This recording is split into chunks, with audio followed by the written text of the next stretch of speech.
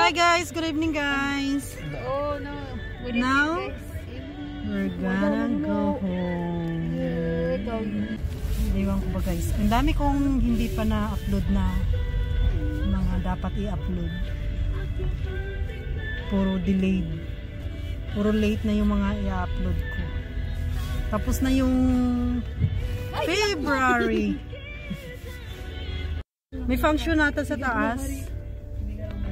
Or talagang marami lang ng tao nag-shopping kasi first day of fasting. First day of fasting. Marami din ga? Dako to ga. Kung ikumpara sarap to tinula ano? Salmon belly. Di ba masarap yan pag sabaw? Oo, pwede din sinigang.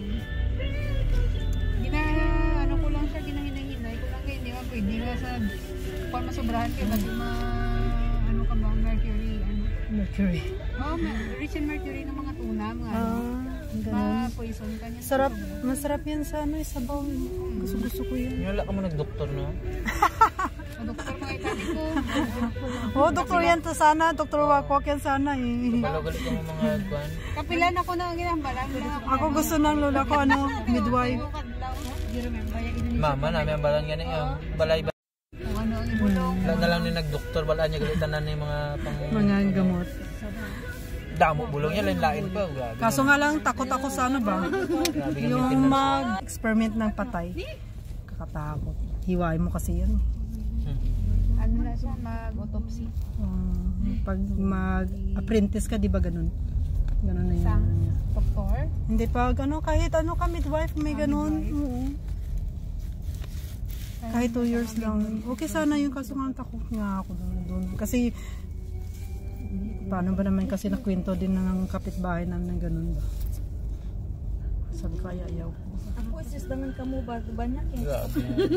Damo sila. Pag mag-criminology ka mo ana. May mag-criminology kasi may mga ano sila.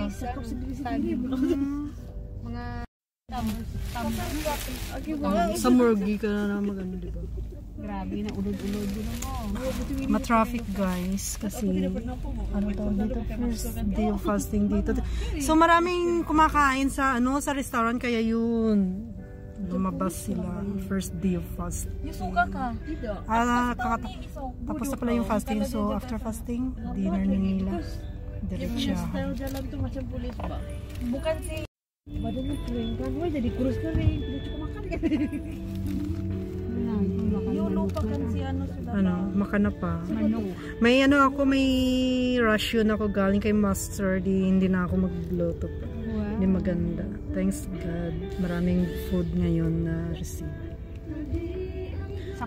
Gito ako sa dangin bulan. Wow, pasabaw. Maganda din pala tayo sa dilim.